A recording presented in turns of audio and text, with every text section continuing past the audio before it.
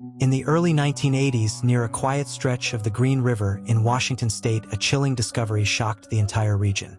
Local authorities first found the body of a young woman in the water, and soon afterward more victims surfaced under eerily similar conditions. Each time another body appeared, investigators grew increasingly alarmed, unsure whether they were dealing with a single predator or a sudden wave of unrelated violence. Reports started trickling in about missing persons who fit a certain profile, individuals whose daily lives often placed them on the margins of society where safety was never guaranteed. Yet nobody anticipated that this pattern would spiral into one of the most notorious cases in American criminal history. An investigation that would span nearly 2 decades, involve thousands of interviews, and forever mark the Green River area as a site of grim remembrance. A sense of dread settled over the surrounding neighborhoods because even though many of the victims were found in or around the river, sometimes they turned up in secluded wooded areas or hidden corners off major highways. People living nearby wondered how a killer could remain active for so long without being seen or caught.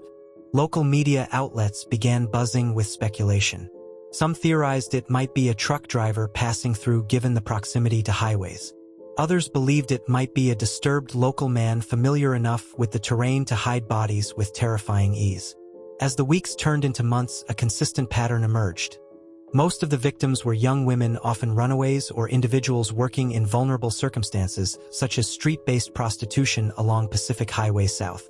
These details pointed to a possible serial killer who specifically targeted those who might not be reported missing right away, those who had fewer connections or those who lacked the resources to protect themselves. By mid-1982, police departments in the region realized they needed a special task force. Multiple law enforcement agencies combined resources, manpower, and expertise to track down the perpetrator who had already acquired the chilling nickname, the Green River Killer. At the time, no one knew exactly how many people had already fallen victim, nor how many more might meet the same fate. The Green River became a symbol of dread, a place no longer associated with serene nature walks or peaceful fishing trips. People were afraid to wander too close, worried about stumbling upon something horrifying.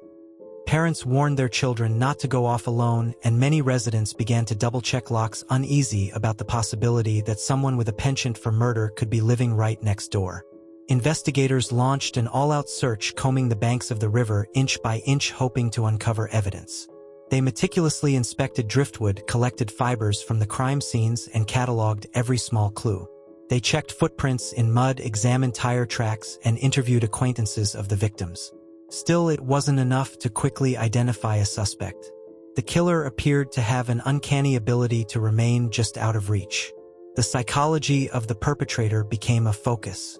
Profilers noted that whoever was doing this seemed organized enough to plan carefully, yet brazen enough to strike repeatedly without significant fear of getting caught.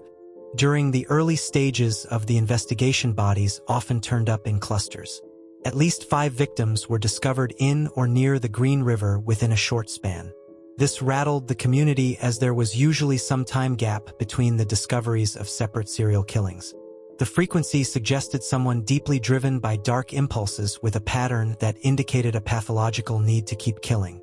Law enforcement started pooling knowledge from other regions, examining unsolved cases in neighboring counties to see if there was a match. Old case files were reopened. Retired detectives were consulted. The possibility of linking these deaths to other unsolved murders across the country was raised, but no solid leads emerged that could concretely connect them. As the year 1982 progressed, the task force grew in size, fueled by Grant's public outcry and the recognition that something innovative had to be done.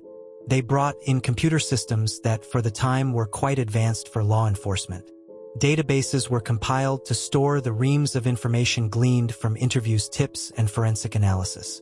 Agents pored over witness statements, some of which pointed to a man driving a pickup truck, others recalling a man with dark hair or a man with a certain tattoo. The problem was that leads often conflicted. One tip contradicted the next. It was like a vast puzzle, but with crucial pieces missing or deliberately hidden by the killer's cunning. In the background, forensic science was evolving, though it wasn't yet equipped with the advanced DNA testing methods that would later become a game-changer. Still, experts did what they could with the technology of the early 1980s.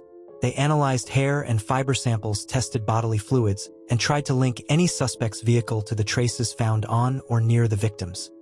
The detective in charge, along with the rest of the team, felt constant pressure from the public and from the victims' families to bring answers. Each day they questioned who was outsmarting them. Why these victims? Could this killer be living a normal life by day and committing atrocity by night? The constant swirl of unanswered questions weighed heavily on everyone involved. By 1983, more victims were found.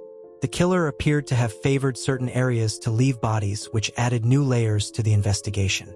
The victims' identities were not always immediately clear because some had no identification.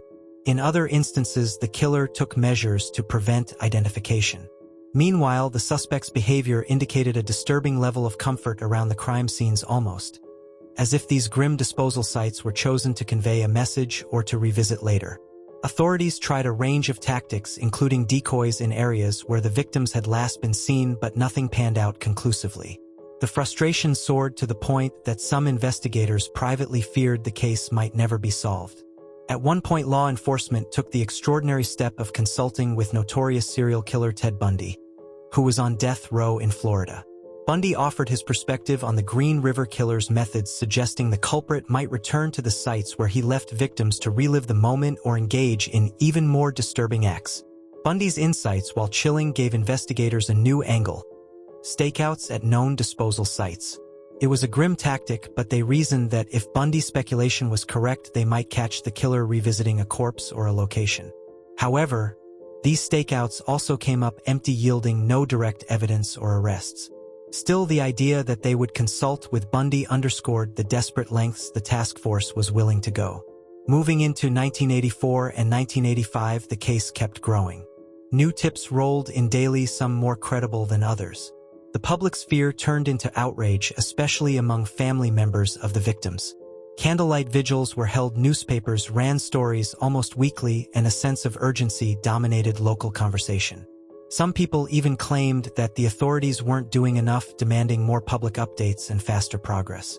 In reality, the investigators were overwhelmed by the sheer volume of information.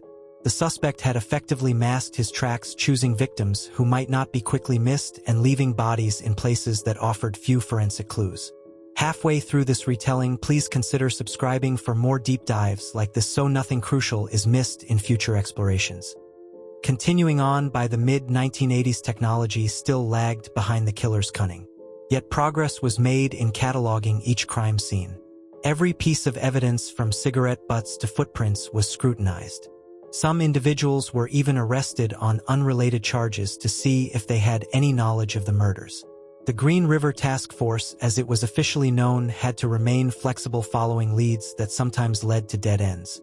Suspects were brought in for interrogation, subjected to polygraph tests, and sometimes released for lack of solid evidence. Investigators noticed that many of the victims had been strangled, which indicated a chillingly personal method of killing. Whoever it was didn't rely on firearms or elaborate murder devices. He used his bare hands or simple ligatures, a method that required direct contact and disturbing control over the victim's final moments. Throughout 1986, 1987, and 1988, the killings seemed to slow down, but they didn't stop entirely. Whether the killer had changed tactics or become more cautious was an open question. Investigators suspected that either the murderer had moved to a different region or was still operating under the radar. Some bodies discovered years later showed signs of having been left during those earlier timeframes, which complicated the timeline. Meanwhile, some patterns emerged regarding the victims' backgrounds. The majority were sex workers along the stretch of Highway 99. This repeated detail gave police a more defined hunting ground to monitor, but patrolling the highway and all its side roads was no small feat. Sting operations were initiated and undercover officers posed as potential targets. Still, the killer remained elusive. By the late 1980s, DNA science had taken a few steps forward. Authorities collected biological samples from the victims, hoping to preserve whatever they could for future testing. Even though the technology wasn't quite ready to offer conclusive results, they recognized its potential. Skeptics within the department wondered if these samples might eventually solve the case.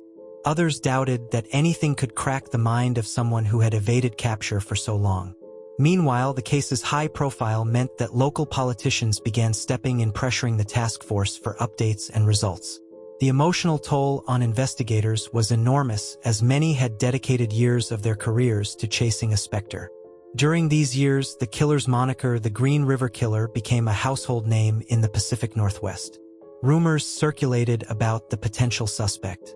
Some said he was a hunter familiar with the region's back roads. Others thought he might be a local businessman blending in with society unnoticed. The speculation added layers of tension as people looked suspiciously at neighbors, co-workers, or even relatives. In certain circles, it was whispered that the killer might be attending the vigils or following the news coverage closely. This latter possibility was especially terrifying, suggesting that the killer could be hiding in plain sight, taking pleasure in the fear and attention. Still, there was no official suspect, no smoking gun, no direct connection that could definitively point the finger at one individual. In the early 1990s, the task force changed leadership. New faces brought fresh perspectives, and some advanced computer systems were now able to handle more sophisticated database management. Files were digitized, physical evidence was re-examined, and a sense of cautious optimism emerged. The possibility of breakthroughs in DNA testing hovered like a beacon of hope. Technology was evolving faster now, and the backlog of evidence from the previous decade provided a goldmine of possibilities. The big question was whether any suspect's DNA would match the evidence from the crime scenes, if indeed such conclusive evidence was even available. While some within the department were optimistic, others pointed out that cases with multiple victims stretched out over years often end up unsolved due to the complexities involved. Year after year, the body count associated with the Green River Killer continued to rise. But officially, no one was absolutely certain how many victims were tied to this single individual. Some speculated the number could exceed 50, while others believed the real total might be even higher. The killer's consistent selection of vulnerable young women suggested a predatory logic. Find those least likely to be tracked, those who might accept rides from strangers, those who might not have close family ties. This tragic reality made it harder for authorities to immediately identify victims and reconstruct their last known steps. By the mid to late 1990s, technological leaps in forensic science had reached a stage where DNA evidence could indeed become the linchpin in complex investigations. The backlog of evidence from Green River crime scenes was retested using more modern methods. Laboratories worked meticulously, extracting genetic profiles from items that had been kept in cold storage for years. It was a painstaking process requiring cross-checking and methodical comparison. But quietly behind the scenes, a development began to unfold that would eventually unravel the mystery. Though it would still take a few more years, seeds of the truth were being planted in those labs. Simultaneously, the task force continued to keep the investigation alive. Although public attention had waned, somewhat overshadowed by other national events, local law enforcement never stopped. The killer's identity remained a mystery to the public, but the detectives clung to the hope that something in their massive database would eventually match a suspect. They interviewed former suspects again, some of whom had been questioned multiple times over the years. They also turned to new suspects who'd come onto their radar through tips or minor arrests for unrelated offenses. The question always hovered: could this person be the one who had eluded them for over a decade? Many were tested, many were dismissed. The frustration was real, but the slow progress in DNA technology offered a glimmer of possible resolution. During that period, a few suspects stood out to law enforcement. One individual in particular had been questioned several times, even given polygraph tests, but the results were inconclusive. This individual seemed to have some tenuous connections to a few of the victims, but the evidence was not definitive enough to make an arrest. Over the years, he remained on the task force's radar, but he was never definitively linked to the murders. Detectives would watch him from a distance, hoping some new piece of information might surface and create that essential link. The tension in these investigations was palpable, because if the suspect was indeed the killer, every day he roamed free was another day he could claim new victims. As the year 2000 approached, forensic science had reached a point where investigators could do more refined DNA profiling. Once again, the oldest samples they had were retested. Some were from the earliest victims found in the river. Others were from crime scenes discovered later, sometimes years after the initial discovery spree. The testing was time-consuming and expensive, but it progressed steadily. In 2001, a major breakthrough occurred. A match was found that tied DNA evidence from several of the victims to a single person. This was the moment investigators had been waiting for, a moment of shock and triumph that reverberated through the entire department. An individual who had been on the suspect list for years was suddenly front and center. Authorities moved quickly. They needed to gather more evidence, obtain warrants, and plan an arrest that would minimize any risk of letting the suspect slip away. They also wanted to keep the operation low profile, worried that if rumors leaked, the suspect might flee or destroy vital evidence.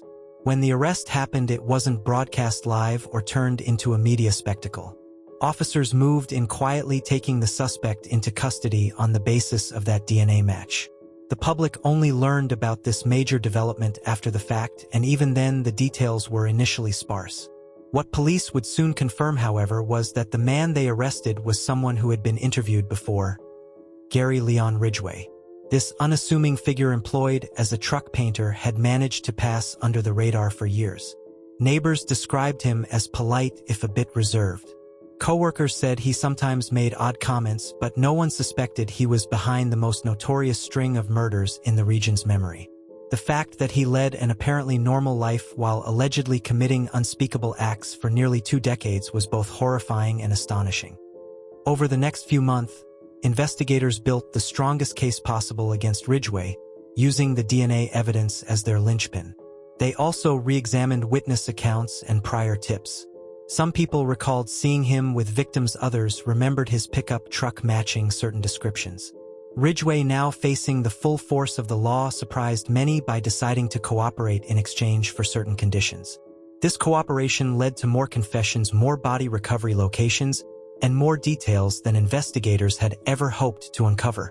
Ridgway admitted to a methodical pattern of luring vulnerable women, driving them to secluded areas, strangling them, and then dumping their bodies near the Green River or in wooded spots around King County. If you're still here and you appreciate thorough narratives like this, please consider subscribing. Continuing with the final chapters, Gary Ridgway's cooperation revealed layers of a man who outwardly functioned normally. He'd been married multiple times, attended church, and kept steady employment. Yet beneath that mundane exterior lay a terrifying compulsion to kill. Gary Ridgway explained that he murdered so many women, particularly sex workers, because he harbored a deep hatred for them, found them easy targets, and felt a compulsive urge to kill. He claimed he wanted to avoid paying for their services and believed he was cleaning the streets, though this was merely a justification for his actions. Ridgway also admitted to deriving a sense of power and control from killing, showing a chilling lack of remorse by describing his victims as indistinguishable objects. Ridgway was meticulous.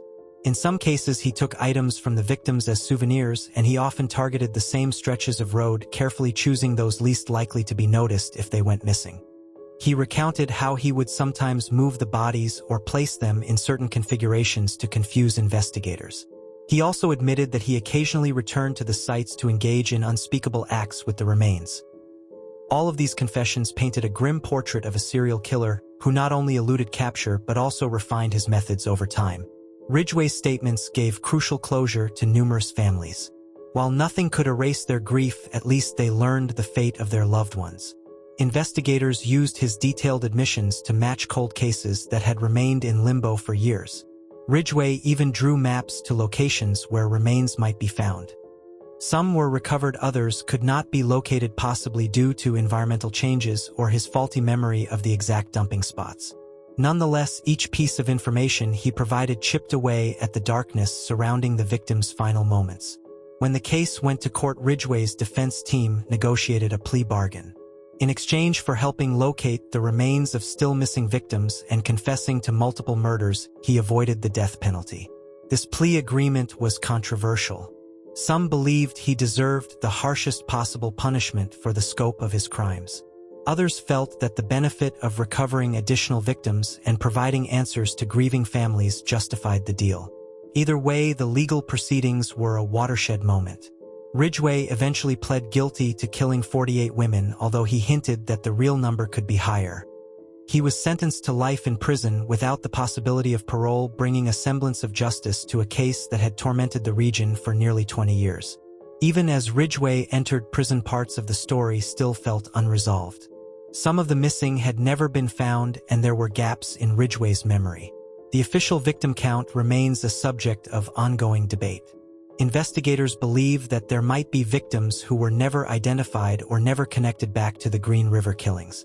Nonetheless, the resolution of Gary Ridgway's guilt stands as an extraordinary example of how persistent investigative work, combined with advancements in forensic science, can eventually catch a predator who believed he was untouchable. In examining the timeline of events, it's clear that the Green River Killer's reign of terror spanned from 1982 into the late 1990s, with some murders possibly occurring later than initially known. His primary hunting grounds were along Highway 99, targeting women who often trusted him just enough to accept a ride. In many instances, Ridgway used subtle manipulations to gain the victim's trust. He exploited their vulnerabilities, promised them safety or payment, and then attacked when they least expected it. His methods were consistent: a swift move to subdue the victim, often in a vehicle or a remote location, followed by strangulation. Post-mortem, he would leave the bodies near the river or in forested areas. These consistent details, once linked by DNA, formed the backbone of the prosecution's case. Ridgway's personality traits also emerged during interviews. He claimed to be driven by an intense hatred for prostitutes while simultaneously using their services. He rationalized his actions by blaming the victims or believing that society wouldn't miss them. The sheer hypocrisy and cold calculation left investigators speechless. Yet they also realized how critical it was to keep him talking, to extract as many details as possible for the sake of the victims' families. At times, Ridgway showed flickers of emotion or remorse, but these moments were overshadowed by the calculated nature of his confessions. He seemed to understand exactly what he had done, describing the acts with a disturbing detachment that illustrated just how compartmentalized his life was. One of the most striking elements of the Green River Killer's story is how so many red flags could go unnoticed for so long. Ridgway had brushes with the law, had even been questioned about the disappearances, but there was never enough evidence to hold him. He passed polygraph tests, manipulated those around him into believing he was ordinary, and even volunteered information to appear helpful. In retrospect, these were all classic signs of a deceptive serial offender who knew how to fly under the radar. Detectives have since pointed out how the advanced forensic methods available today might have caught him much earlier, but in the 1980s such science was still in its infancy. The emotional toll on the community and on the task force was immense. For nearly 2 decades, fear was a constant companion in the Green River area. Parents worried about their children falling prey to someone in their own backyard. Vigilante attitudes sometimes flared, leading to misguided accusations or attempts to chase down suspect vehicles. Meanwhile, the task force members worked under constant psychological pressure, haunted by the possibility of more bodies appearing whenever they failed to locate the killer. Some detectives retired before Ridgway was finally caught, never experiencing the closure of seeing a suspect behind bars. Others remained with the case from start to finish, dedicating much of their career to a single enormous quest for justice. Ridgway's eventual imprisonment provided a measure of relief, but it also left lingering questions about the nature of evil and the fragility of life. Many wondered how someone who held steady employment, maintained relationships, and attended church could commit such heinous acts without arousing more suspicion. The story illustrated that serial killers are not always the archetypal boogeymen that society imagines. Sometimes they are ordinary people who leverage that very ordinariness to camouflage their unspeakable deeds. Ridgway himself often repeated that he was able to blend into everyday life because no one expected such horror from a quiet man who seldom caused trouble in public. Years after his sentencing, Ridgway continued to cooperate intermittently, hoping perhaps for privileges in prison or simply for the attention. At times, he guided authorities to locations where he believed remains might still be found. While a few of these searches yielded results, many did not. The changing landscapes plus the fading of Ridgway's memories meant that some secrets would likely remain buried forever. Nevertheless, families of the victims at least had the small solace of hearing a confession confirming that a loved one's disappearance was not an unsolved enigma, but rather a tragic murder at the hands of a known criminal. Looking at how it finally ended, the central turning point was undeniably the advancements in DNA profiling around the late 1990s and early 2000s. Forensic science gave the conclusive edge that eyewitness accounts and circumstantial evidence alone could not provide. That single match linking Ridgway's DNA to multiple victims cracked open one of the most perplexing unsolved cases in American history. And once confronted with that incontrovertible scientific proof, Ridgway's confessions followed. Without DNA, it's entirely possible he could have remained free for even longer, or the case might never have been resolved with the same level of certainty. Some remain convinced that Ridgway held back details about additional murders. He never admitted preferring to keep some secrets. If that's true, more undiscovered remains may still be out there quietly waiting to be found. Even if we never learn the full tally of Ridgway's victims, the known facts are staggering enough. He is among the most prolific serial killers in American history, responsible for ending dozens of lives and shattering dozens of families.